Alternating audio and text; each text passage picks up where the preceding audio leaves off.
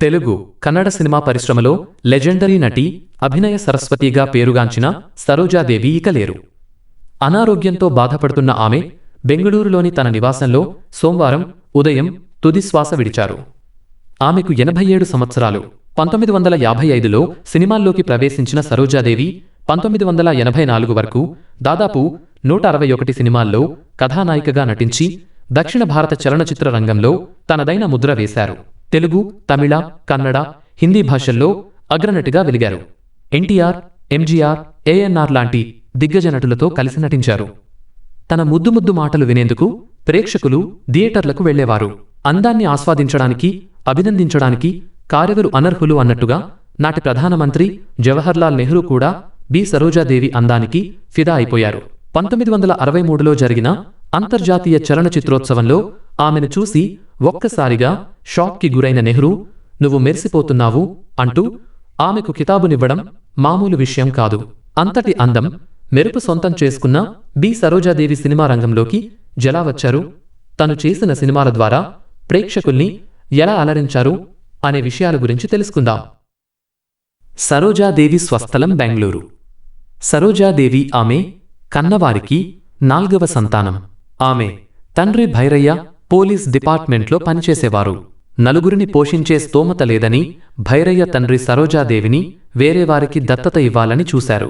అయితే భైరయ్య మాత్రం తన కూతురును తానే పోషిస్తానని చిన్నతనంలోనే సంగీతం నేర్పించారు. అదే సరోజాదేవిని చిత్రసీమ వైపు ఆకర్షించేలా చేసింది. ఒకసారి వాళ్ల నాన్నగారు తన ఆఫీసులో ఓ ఫంక్షన్ ఉంటే కూతురిని తీసుకువెళ్లి పాట పాడించారు. అక్కడే ఆమె జీవితం మలుపు తిరిగింది. ఆమె పాడిన విధానం చూసి ఇంప్రెస్ అయిన హోనప్ప, భాగవతార్ ఆ మర్నాడు సరోజ ఇంటికి వచ్చేశారు. హోనప్ప మహాకవి కాళిదాసు చిత్రాన్ని తీస్తున్నారు. అందులో హీరోయిన్ విద్యాధరి వేషం సరోజతో వేయించాలని హోనప్ప ఆలోచన. సరోజకి ఇష్టం లేకపోయినా తల్లిదండ్రుల బలవంతం మీద ఆ చిత్రంలో నటించారు. అలా 1955లో సరోజ నట జీవితం మొదలైంది. ఆ తరువాత వరుసగా సినిమాల్లో అవకాశాలు రావడంతో సరోజకి కూడా నటన మీద ఆసక్తి పెరిగింది. అంతవరకు కన్నడ చిత్రాల్లో నటించిన సరోజ 1957లో తంగమలయ రహస్యం చిత్రంతో తమిళ చిత్ర పరిశ్రమలో అడుగుపెట్టారు. ఈ సినిమాని డిఎల్ నారాయణ రత్నగిరి రహస్యం పేరుతో తెలుగులోకి డబ్లు చేయడంతో తెలుగు ప్రేక్షకులకు సరోజాదేవి పరిచయమయ్యారు. సరోజాదేవి 10 ఏళ్లపాటు తెలుగు, తమిళ, కన్నడ చిత్రరంగాలను ఏలేశారు. దక్షిణాదిన అత్యధిక పారితోషికం తీసుకున్న ఏకైక హీరోయిన్ ఆమె. Andhra Cleopatra, Andhra Elizabeth Taylor అని ఆమెని పిలిచేవారు. దక్షిణాదిన నాటి మేటి హీరోలందరి సరసన సరోజాదేవి అభినయించి అలరించారు. సరోజాదేవి నవ్వుమోము చూస్తే చాలు అనుకునేవారు. ఆమె నటించిన చిత్రాలను చూడటానికి థియేటర్లకు పరుగులు తీశారు. ఏఎన్ఆర్తో సరోజాదేవి నటించిన చిత్రాలు జనాన్ని విశేషంగా అలరించాయి. వారిద్దరిపై ఆత్మబలం చిత్రం కోసం చిత్రీకరించిన వానపాట అప్పట్లో కుర్రకారును కిర్రెక్కించింది. ఆ పాట ఈనాటికి అభిమానులను మురిపిస్తూనే ఉండడం విశేషం. ఉత్తరాదిన సైతం సరోజాదేవి అందం జనానికి బంధం వేసింది. దిలీప్ కుమార్, వైజయంతి మాల నటించిన పైగం చిత్రంతో తొలిసారి హిందీ తెరపై వెలిగింది బి సరోజాదేవి. వైజయంతిమాలకు సరోజాదేవికి కొన్ని పోలికలు ఉండడంతో అందరూ వాళ్ళిద్దరూ అక్కా చెల్లెళ్లుగా భావించేవారు. ఉత్తరాదిన సైతం సరోజాదేవి అందం చిందులు వేసింది. ఆనాటి హిందీ సినిమా టాప్ స్టార్స్తో సరోజాదేవి జోడీ కట్టి కనువిందు చేశారు. నటీమణుల్ని అందంగా చూడటం జనాలకు అలవాటని, అందుకే తాను మేకప్ లేకుండా బయటకు రావడానికి ఇష్టపడనని సరోజాదేవి ఓ సందర్భంలో చెప్పారు. సినిమా ఇండస్ట్రీలోకి అడుగుపెడుతున్న సమయంలో తన తల్లి పెట్టిన షరతులను చివరి వరకు కంటిన్యూ చేశారు బి సరోజాదేవి. ఎట్టి పరిస్థితుల్లోనూ స్విమ్ సూట్లో కనిపించకూడదు, స్లీవ్లెస్ టాప్స్ ధరించకూడదన్న తల్లి మాటలకు కట్టుబడ్డారు సరోజాదేవి. ఆ సమయంలో అత్యధిక పారితోషికం అందుకున్న హీరోయిన్గా సరోజాదేవి మారిపోయారు.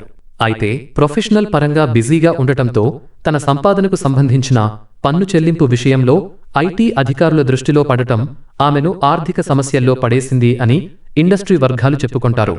పన్ను చెల్లింపులో నిబంధనలు పాటించలేదనే ఆరోపణలపై బి సరోజాకు ఇన్కమ్ ట్యాక్స్ అధికారులు నోటీసులు జారీ చేశారు. ఆ సమయంలో ఆమె సందిగ్ధంలో పడింది. తన వర్క్, టూర్లు, షూటింగ్ బిజీ షెడ్యూల్స్ కారణంగా చట్టపరంగా పాటించాల్సిన కొన్ని రూల్స్ పాటించకపోవడం వల్ల ఐటీ అధికారులు కొరడా జడిపించారు. అయితే ఆ సమయంలో భారత్ ఎలక్ట్రానిక్స్లో అధికారిగా పనిచేసే ఆమె భర్త అండగా నిలిచారు. ఆమెకు ఎదురైన సమస్యలను కోర్టు ద్వారా పరిష్కరించుకున్నారు. అయితే సావిత్రి జీవితంలో కూడా ఇలాంటి పరిస్థితే ఎదురైంది. తనకు చేదోడువాదోడుగా పక్కన ఉండే మేనేజర్ తప్పుదోవ పట్టించడంతో చట్టపరంగా, న్యాయపరంగా సమస్యలను ఎదుర్కొన్నారు. ఐటీ అధికారులు, దాడులు, నోటీసులు, కేసులన్నీ ఆమెను చుట్టుముట్టాయి. అప్పటికే ఆమె కెరీర్ పరంగా, దాంపత్య జీవితం పరంగా చిక్కుల్లో కూరుకుపోవడంతో ఐటీ అధికారుల నమోదు చేసిన కేసుల్లో అండగా నిలిచేవారు లేకపోవడం, ఆమెను సరైన మార్గంలో నడిపించేవారు లేకపోవడం వల్ల ఆమె మరింత కష్టాల్లో కూరుకుపోయారని దిగ్గజ నటిని దగ్గరగా చూసినవారు చెప్పుకొంటారు. సరోజాదేవి హీరోయిన్గానే కాకుండా తెలుగులో క్యారెక్టర్ ఆర్టిస్టుగా పండంటి కాపురం, యమధర్మరాజు వంటి చిత్రాల్లో నటించారు. అన్ని భాషల్లో కలుపుకొని 200 చిత్రాల్లో నటించారు.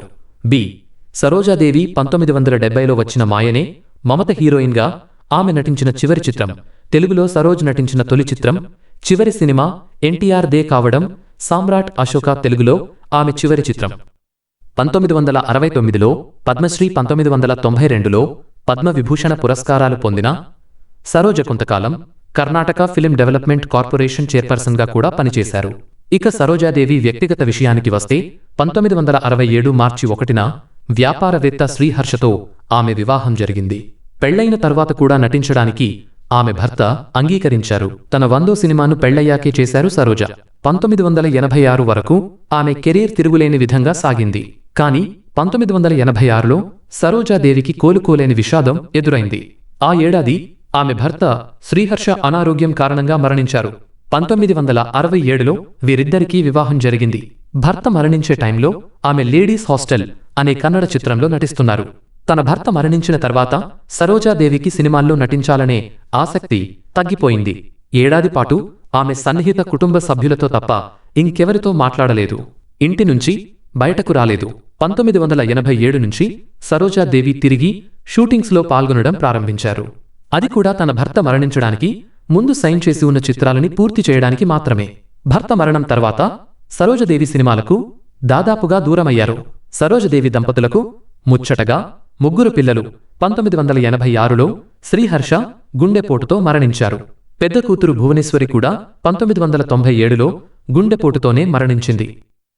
ఎన్టీఆర్ తొలిసారి దర్శకత్వం వహించిన సీతారామ కళ్యాణంలో మండోదరి పాత్రలో నటించిన ఆమె తెరపై రామాయణ గాథకు కొత్త అందాన్ని అందించింది. ఆయనతో ఎన్నో చిత్రాలలో ఆమె నాయికగా, రాణిగా, మాతృమూర్తిగా కనిపించారు. విశేషం ఏమిటంటే ఎన్టీఆర్ దర్శకుడిగా చేసిన మొదటి చిత్రం సీతారామ కళ్యాణం నుంచి ఆయన చివరి దర్శకత్వ చిత్రం సమ్రాట్ అశోక వరకు ఆమె అతనితో పనిచేశారు. ఆ కాలంలో సినిమా నటీమణులకు రాజకీయ నాయకుల నుంచి ఆహ్వానాలు వచ్చేవి. సరోజాదేవికి కూడా అలాంటి ఆహ్వానమే వచ్చింది. రాజీవ్ గాంధీ ఆమెను ఢిల్లీకి పిలిపించి మాట్లాడారు. ఎంపీ పదవి ఇస్తానని కర్ణాటకలోని మాండ్య నియోజకవర్గం నుంచి పోటీ చేయమని కోరారు. కాని సరోజాదేవి నిరాకరించారు. ఏకంగా రాజీవ్ గాంధీ చేసిన రిక్వెస్ట్ని ఆమె తిరస్కరించడం సంచలనంగా మారింది. అయితే సరోజాదేవి రాజీవ్ గాంధీకి నో చెప్పడం వెనుక బలమైన కారణం ఉంది. తన తండ్రి తనకు నిజాయితీగా బతకమని నేర్పించారని, అందుకే రాజకీయాలు తనకు వద్దని చెప్పారు.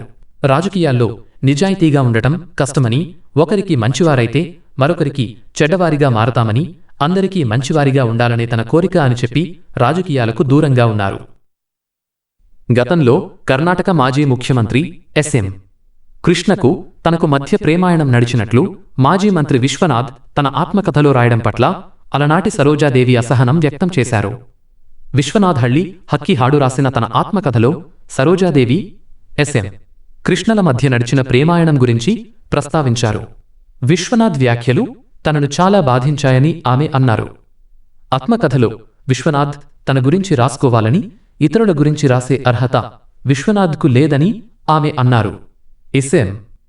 కృష్ణ వయస్సులో ఉన్నప్పుడు అందంగా ఉండేవారని, కృష్ణ తనపై మనసు పారేసుకున్న మాట నిజమేనని, తామిద్దరం పెళ్లి చేసుకోవాలని అనుకున్న మాట కూడా నిజమేనని ఆమె అన్నారు.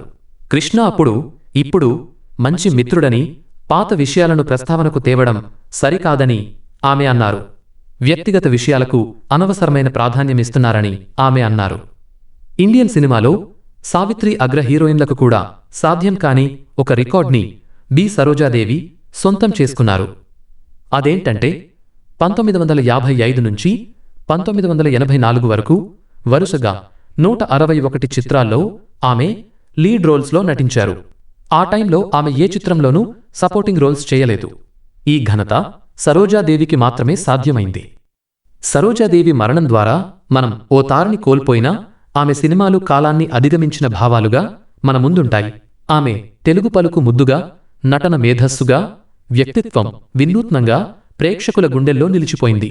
తెరపై ఆమె నవ్వులు, ఆమె చిలిపి మాటలు, ఆమె ముద్దు మురిపాలు ప్రతి తరం ఏదో ఒక సమయంలో గుర్తు చేసుకుంటూనే ఉంటుంది.